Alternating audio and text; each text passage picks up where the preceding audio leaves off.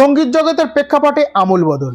এখন প্রথম সারির একাধিক শিল্পী অঢেল সম্পত্তির মালিক, কিন্তু তৎকালীন দুনিয়া তাবৎ তারকা হয়েও কষ্ট করে সংসার চালাতে হতো। কিন্তু তাদের মধ্যেও খুব কম শিল্পী ছিলেন যাদের এক একটি গানের জন্য মোটা অঙ্কের টাকা হাঁকতেন। আর সেই ব্যতিক্রমীর মধ্যে একজন ছিলেন কিংবদন্তি গায়িকা এবং ভারতীয় সঙ্গীতের রানী হয়ে উঠেছিলেন তিনি। কিন্তু তার ছোটবেলা কেটেছে খুবই কষ্টে। কঠিন জীবন পেরিয়ে এসেই তিনি সঙ্গীত জগতের কুইন হয়ে ওঠেন। ব্রিটিশ ভারতের তৎকালীন রাজধানী কলকাতার সবচেয়ে বড় সেলিব্রিটি হয়ে ওঠেন তিনি। কথিত আছে একবার নিজের বিড়াল বাচ্চা প্রসব করার পর সে আনন্দে 20,000 টাকার পার্টি দিয়েছিলেন তিনি। তিনি ভারতের 78 RPM রেকর্ডের সঙ্গীত রেকর্ড করা প্রথম পারফর্মারদের মধ্যে একজন। পরে ভারতের গ্রামাফোন কোম্পানি প্রকাশ করেছিলেন তিনি। ফলে তাকে গ্রামাফোন গার্ল এবং ভারতের প্রথম রেকর্ডিং সুপারস্টার হিসেবে পরিচিত হন। তাহলে চলুন আজ জেনে নিই ভারতের প্রথম কোটিপতি গায়িকা তার শেষ জীবনে কি পরিণতি হয়েছিল। তো বন্ধুরা, ভিডিওটি যদি ভালো লাগে থাকে চ্যানেলটিতে জন্য নতুন থাকলে লাইক আর সাবস্ক্রাইব অবশ্যই করে দিও। কথা হচ্ছে জনপ্রিয় গায়িকা গওহর জান। আজমগড়ে 1873 সালে জন্ম হয়েছিল তার। গওহর জানের তখন নাম ছিল এলিন অ্যাঞ্জেলিনা ইওয়ার্ড, আর্মেনিয়ান বংশোদ্ভূত। তার বাবা রবার্ট উইলিয়াম ইওয়ার্ড একটি ড্রাই আইস ফ্যাক্টরিতে কাজ করতেন এবং 1872 সালে তার মা অ্যাডলিন ভিক্টোরিয়া হেমিংসকে বিয়ে করেন। ভিক্টোরিয়া ছিলেন ব্রিটিশ সৈনিক হার্ডি হার্মিং এর কন্যা। 1902 সালে কলকাতার ডালহাউসি স্কোয়ারে স্থায়ী কার্যালয় খুলতে ভারতে আসে গ্রামাফোন ও টাইপরাইটার লিমিটেডের রেকর্ডিং প্রকৌশলী উইলিয়াম ফ্রেডরিক গেইসবার্গ। স্টুডিও খোলার উদ্দেশ্যে কলকাতায় পা রাখা এই মার্কিন সঙ্গীত যোদ্ধা দাওয়াত পান এক বাঙালি বাবুর দরবারে। কিন্তু নৈশভোজে সেই দাওয়াতে আর এক অতিথির উপস্থিতি বদলে দেয় গেইসবার্গের পুরো সফরকে। সেই অতিথি আর কেউ না, তৎকালীন কলকাতার সবচেয়ে জনপ্রিয় শিল্পী গওহর জান, যিনি 10টিরও বেশি ভাষা জানেন, গাইতে পারেন হিন্দুস্তানের সব ধরনের সঙ্গীত। 1879 সালে যখন অ্যাঞ্জেলিনার বয়স মাত্র 6, তখনই ছাড়াছাড়ি হয়ে যায় তার বাবা মায়ের। মা ভিক্টোরিয়া তখন ছোট্ট অ্যাঞ্জেলিনাকে সঙ্গে নিয়ে চলে আসে বেনারসে। সেখানে তিনি ইসলাম গ্রহণ করেন এবং পূর্বের নাম বদলে বদি মালকাজান নামটি গ্রহণ করেন এবং কন্যার নাম দেন গওহর জান। মেয়ের বয়স যখন 10 বছর, তখন তাকে সাথে নিয়ে কলকাতায় পাড়ি জমান মালকাজান। পেশায় গায়িকা ও মালকাজানের জায়গা হয় নবাব ওয়াজিদ আলী শাহের দরবারে। সেখানে নবাবের ব্যক্তিগত অনুরাগী ও নর্তকী হিসেবে পরিচিত পান তিনি। কলকাতায় এসে মালকা মেয়েকে হিন্দুস্তানি উচ্চাঙ্গ সঙ্গীতের প্রশিক্ষণ দিতে শুরু করেন। সেই সময় নবাবের দরবারে আনাগোনা ছিল ভারতবর্ষের অনেক পুরোধা সঙ্গীতজ্ঞের। তাদের সান্নিধ্যেও সঙ্গীত চর্চা শুরু করে গওহর। চরণ দাসের কাছে বাংলা কীর্তন শেখেন তিনি। শিখতে শুরু করেন রবীন্দ্রসঙ্গীত। সঙ্গীতের আরো নানা ধরন, ধ্রুপদ, টপ্পা, খেয়াল, ঠুমরি, ভজন, দাদরা, চৈতি, গজল, ধামার, বিষ্ণুপুরী এবং কাজরি গানেও পারদর্শী হতে শুরু করেন গওহর।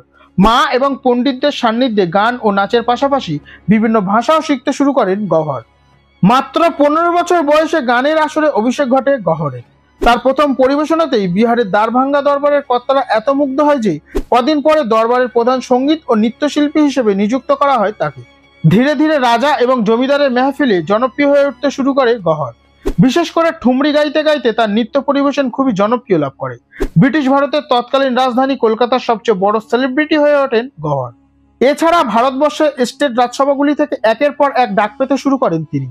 এমনকি রাজা পঞ্চম জর্জের রাজ্যাভিষেক উৎসবেও দিল্লি থেকে বিশেষ আমন্ত্রণ আসে গওহরের জন্য। এদিকে রাজরাজা ও বাবুদের কাছ থেকে দামি উপহার পেতে পেতে তার সম্পত্তির পরিমাণও পর্বতসম হয়ে ওঠে। এমনই তার একজন পৃষ্ঠপোষক তাকে একটি ব্যক্তিগত ট্রেন দিয়েছিল, যাতে তিনি শান্তিভাবে ভ্রমণ করতে পারেন। 1902 সালের 11ই নভেম্বর ভারতবর্ষের প্রথম রেকর্ডিং আর্টিস্ট হিসেবে ইতিহাস করেন গওহর। গ্রামাফোন কোম্পানির পক্ষ থেকে স্থায়ী শিল্পীদের গান রেকর্ড করতে আসা গেইসবার্গ সেই নৈশভোজে সিদ্ধান্ত নেয় প্রথম শিল্পী হিসেবে গওহরকে সুযোগ দেওয়ার। তবে কলকাতার তৎকালীন হার্টথ্রব এত সহজে রাজি হননি। রেকর্ডিং এর প্রতি সেশনের জন্য 3000 রুপি দাবি করেন তিনি এবং সেই দাবিতে রাজিও হয়ে যান গেইসবার্গ। নিজের বর্ণাঢ্য কর্মজীবনে 10টিরও বেশি ভাষায় প্রায় 600টি গান রেকর্ড করেছেন গওহর। ছোটবেলা থেকেই রাজ পরিবারেতে বড় হওয়া গওহরের বেশভূষা ও আচার আচরণ ছিল বনেদি। এমব্রয়ডারি শাড়ি ও ভারী গহনা পরা এই শিল্পীর সাজগোজ কোনো রাজরানীর চেয়ে কম ছিল না। গওহরের চলাফেরাও ছিল রাজরাজাদের মতো। কলকাতার রাস্তায় তিনি ঘুরে বেড়াতেন ঘোড়ার গাড়িতে, কিন্তু সাধারণ জনগণের জন্য ঘোড়ার গাড়িতে চড়া নিষিদ্ধ ছিল তখন। তাই সরকারি বিধি অনুযায়ী ভাইসরয়কে তিনি 1000 টাকা জরিমানা দিয়েই সামনে পেছনে 4টি করে ঘোড়া নিয়ে কলকাতার রাস্তায় দাবিয়ে বেড়াতেন এই কিংবদন্তি। এইবার শুরু হলো গওহরের জীবনের কালো মেঘ।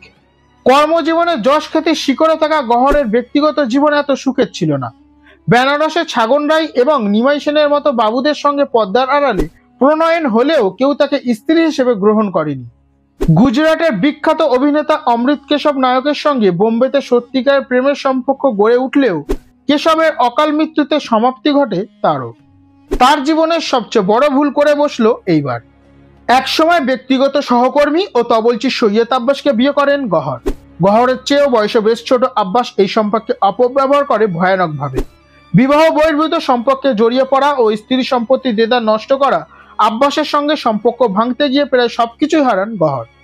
কোর্ট কাচারি ও মামলা মোকদ্দমার মাধ্যমে শেষ পর্যন্ত আব্বাসকে দূরে সরাতে পারলেও ততদিনে প্রায় সকল সম্পত্তি হারিয়ে বসেছেন এই গায়িকা।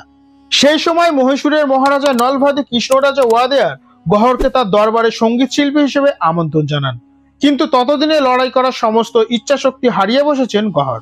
1930 সালের 17 জানুয়ারি মাত্র 56 বছর বয়সে মহীশূরের কেয়ার হাসপাতালে শেষ নিঃশ্বাস ত্যাগ করেন গহর। মৃত্যুকালে এই নিঃস্ব শিল্পীর বিছানার পাশেও কেউ ছিল না। তো বন্ধুরা, ভিডিওটি শেষ পর্যন্ত দেখার জন্য অনেক অনেক ধন্যবাদ। তোমরা সবাই ভালো থাকো, সুস্থ থাকো আর এইভাবে ফ্যাক্ট অফ ইন্ডিয়ার সাথে যুক্ত থাকো।